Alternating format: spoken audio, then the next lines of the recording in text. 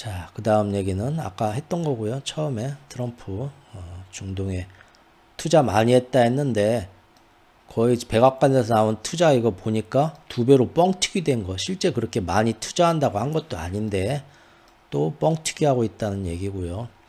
거기에 가족들이 가가지고 저 세 나라가 여러분들 아시죠? 사우디아라비아하고 카타르하고 아랍에미레이트 세 나라가 트럼프의 가족이 만든 법인 회사가 있습니다. 전 세계 글로벌 부동산 개발 회사, 골프장 짓고 리조트 짓고 막 하는 거, 부동산 사업 세계에 나가서 트럼프 오거니제이션이라고 하더라고요. 회사 이름이. 트럼프 오거니제이션에 지금 큰아들 작은아들 다 여기 지금 거기에서 얘네가 일하고 있어요. 트럼프 아들들이, 가족들이. 근데 전 세계에서 트럼프 오거니제이션하고 그동안 제일 많이 협약을 해가지고 우리나라에 와서 리조트 사업해라, 골프 사업해라, 뭔 사업, 부동산 사업해라, 공장 짓는 사업해라 해갖고 제일 많이 협력을 해주고 트럼프 일가족, 트럼프 오거나이션 그 회사에 돈을 제일 많이 지금까지 대준 나라가 전 세계 3위, 1, 2, 3위가 사우디아라비아하고 카타르하고 아랍에미레이트 세 나라입니다. 이번에 순방 돈 세 나라가 그 나라예요.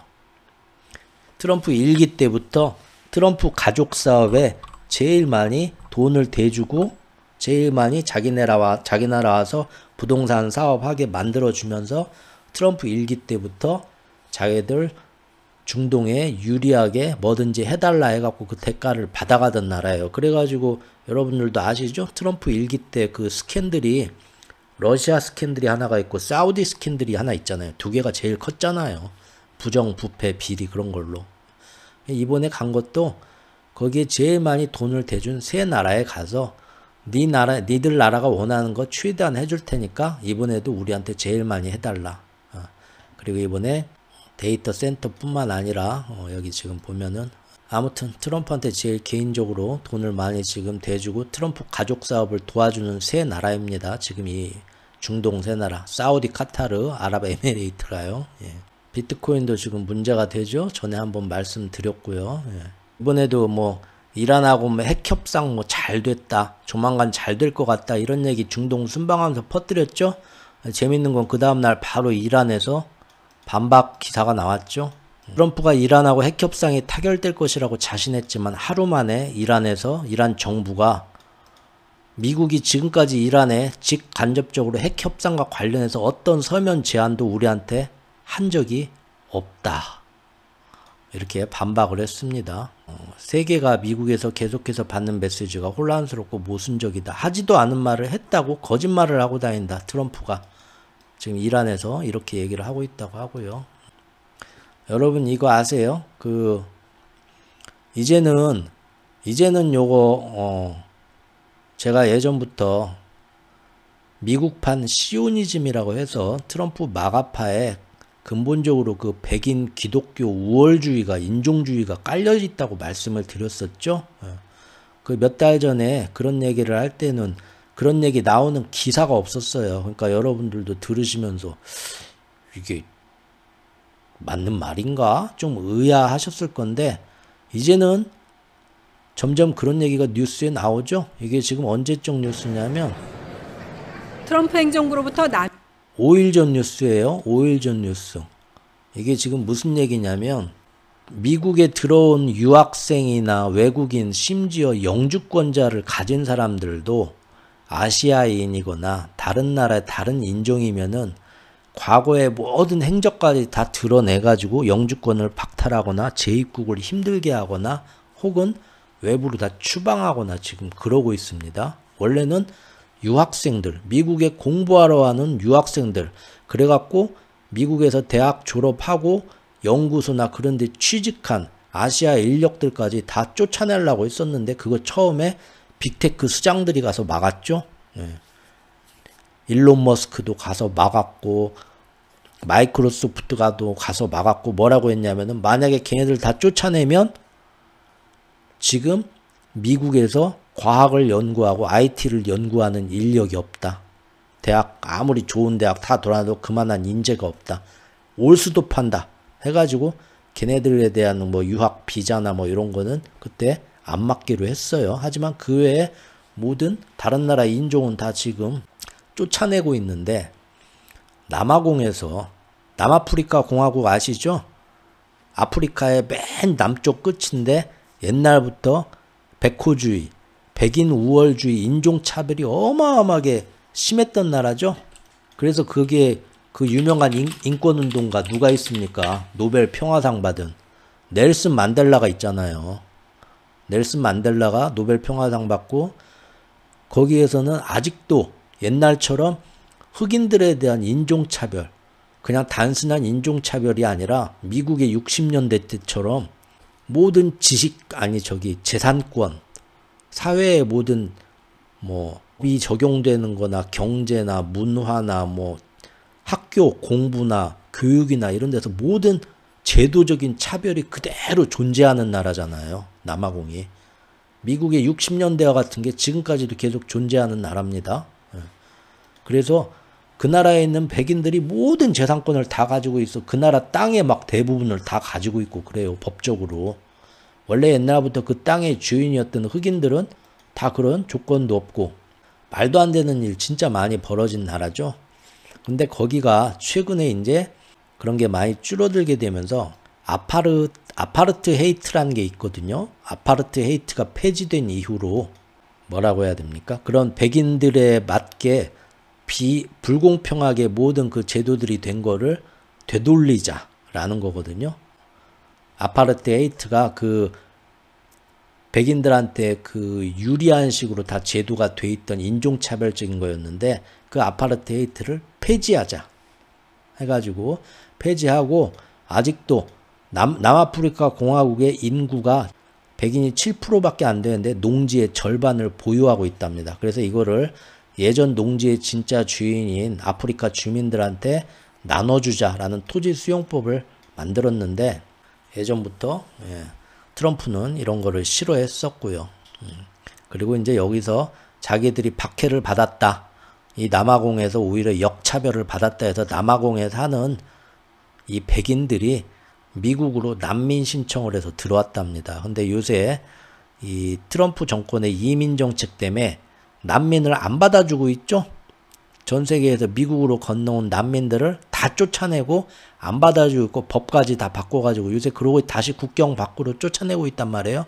근데 남아공에서 난민 신청을 해서 들어온 우리가 오히려 예전에는 그 남아공에서 잘 살았는데 요새 세상이 바뀌면서 남아공 흑인들한테 인구의 90%가 넘는 흑인들한테 역차별을 당하고 있다 주장하면서 미국으로 가겠다고 난민 신청한 이 사람들을 이번에 트럼프에서 다 받아줬어요. 보통 난민 인정 절차가 몇 년씩 걸리는데 3개월 만에 속전속결로 다 해가지고 특별히 다 받아줬답니다. 그러면서 왜 남아공 백인들만 이렇게 받아줬냐, 말도 안 되게. 그랬더니 트럼프 대통령이 순전히 우연일 뿐이다, 이렇게 얘기를 했다고 그래요. 무슨 얘기를 제가 드리고 싶은 거냐면 일론 머스크가 원래 남아프리카 공화국 출신인 거 아시죠? 남아공 출신입니다. 일론 머스크가 남아공 출신이고 그 다음에 페이팔 마피아의 그 대장이 있죠? 피터 틸. 페이팔 마피아가 있는데 이번에 지금 실리콘밸리가 페이팔 마피아가 이 양반들이죠. 이 양반들인데 여기 이제 예전에 페이팔 같이 만들었던 애들부터 해가지고 실리콘밸리 들었는데 여기에 남아공 출신들이 많아요 또. 그러니까 쉽게 얘기하면 미국의 실리콘밸리, 캘리포니아의 실리콘밸리 IT 사업을 하는 거기에 향후회가 만들어진 거예요. 우리로 치면은 경남 향후회, 호남 향후회 한 것처럼 남아공 출신들이 모여가지고 여기에 페이팔 마피아의 어떤 주도를 하게 됐는데 여기에 일론 머스크도 남아공 출신이고 여기에 대장인 피터 틸도 남아공 출신이에요. 근데 얘네들이 했던 게 뭐냐? 전통적으로 캘리포니아 민주당 텃밭에서 얘네들은 모든 이민자들이나 이런 거를 다인종을 인정해주는 좌파적인 거죠. 민주당을 항상 지지해주고 정치 헌금도 내고 트럼프를 죽도록 싫어했던 그쪽인데 이쪽에서 트럼프를 지지해주는 애들이 갑자기 나와요. 걔네들이 페이팔 마피아입니다. 그래서 이번에 페이팔 마피아가 트럼프하고 붙은 거예요. 전통적인 실리콘이고 민주당 세력인 IT 세력인데 근데 왜 갑자기 얘네들이 정치 성향이 이렇게 바뀌었지 봤더니 걔네들이 다 남아프리카 공화국 출신이고 얘네들은 어렸을 때부터 우리 대한민국식으로 얘기하자면 밥상머리 교육이라고 하죠. 그 사회에서 남아프리카 공화국에서 어린 시절을 보내면서 어떤 교육을 받았냐면 자기들 백인들의 우월주의 사상을 학습을 받았어요. 남아프리카는 모든 학교에서 그런 걸 교육을 하니까요. 백인 학교에서 그렇게 교육을 합니다. 그리고 그 흑인들이 다니는 학교나 이런 데 말도 안 되는 막 학살도 굉장히 많이 일어났어요. 진짜로. 막 정말 큰일들도 단순히 차별 정도가 아니라 말도 안 되는 어떤 막 불법적인 구금, 처형, 학살 막 그런 거 많이 일어났어요. 근데 어렸을 때부터 그런 데서 교육을 받고 자란 애들이 백인 우월주의 사상을 가진 남아공 출신의 세력들이 있었단 말이에요. 근데 그게 피터 틸도 그러고 일론 머스크도 그럽니다. 그래서 얘네들이 트럼프가 이번에 정권을 잡았을 때 트럼프를 지지하자라고 들어가는 게 단순히 자기들한테 돈이 되는 이권도 있지만 정치적으로 봤을 때 백인 인종주의 우월주의에 이 남아공 출신이 많은 페이팔 마피아가 동조를 한 거예요.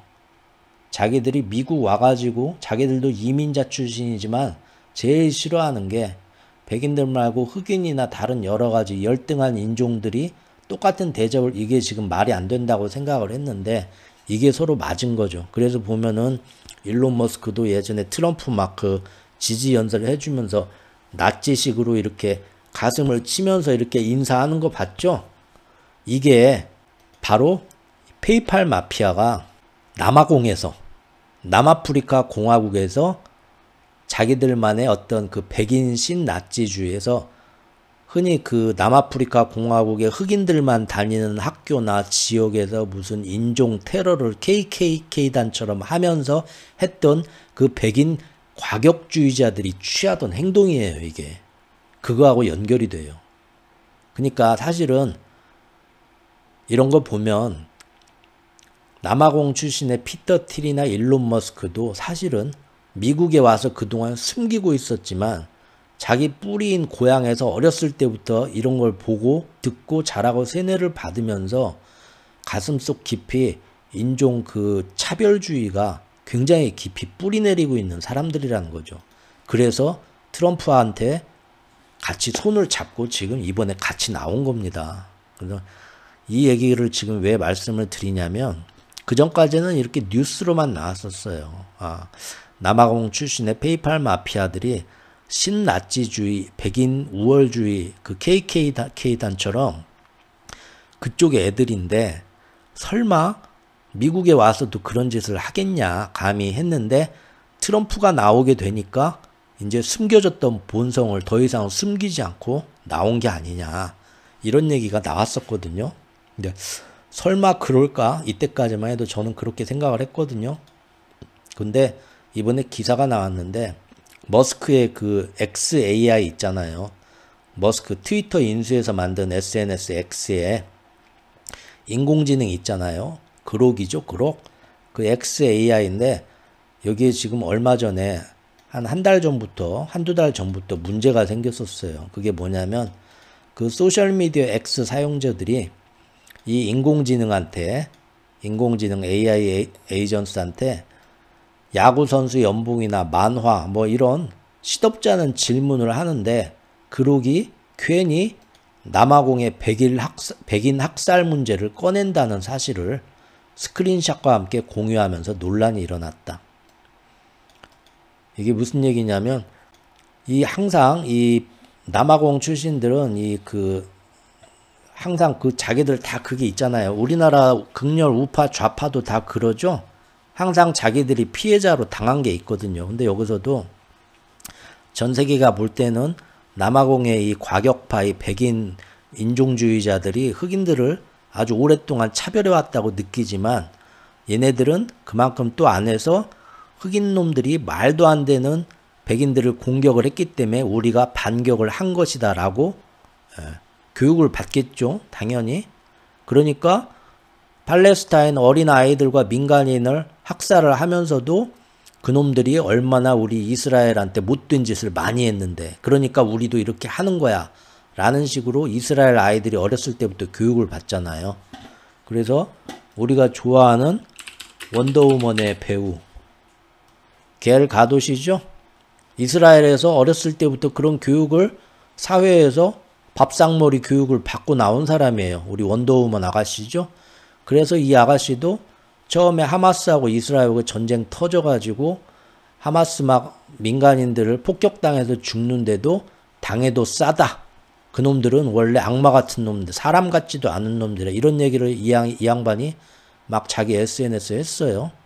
왜냐하면 이 사람도 그렇게 교육을 받았기 때문에 그래요. 어렸을 때부터 그런 증오 교육을 학교에서 배운 거예요.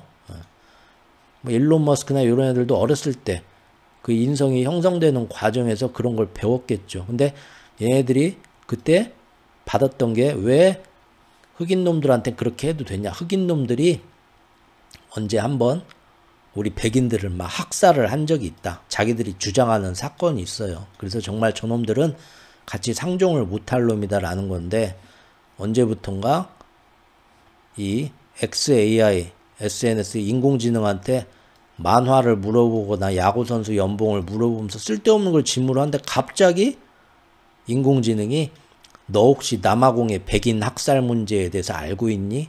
이것도 사실 얘기가 이렇게 와전된 거고 과장된 거고 그런 건데 백인 그 과격파 우월주의자들이 맨날 우리나라 부정선거 중국이 와서 부정선거 한 게 마저 하는 것처럼 자기들끼리 주장하는 거죠. 근데 요거를 사람들한테 퍼뜨린다.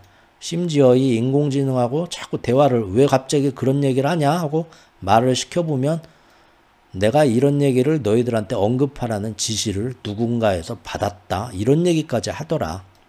그래서 이거 지금 바로 항상 남아공에서 백인들이 흑인들을 차별하는 것은 잘못된 게 아니라 그만한 일을 흑인들이 못된 짓을 했었고 그래서 우리가 이렇게 하는 건 당연하다.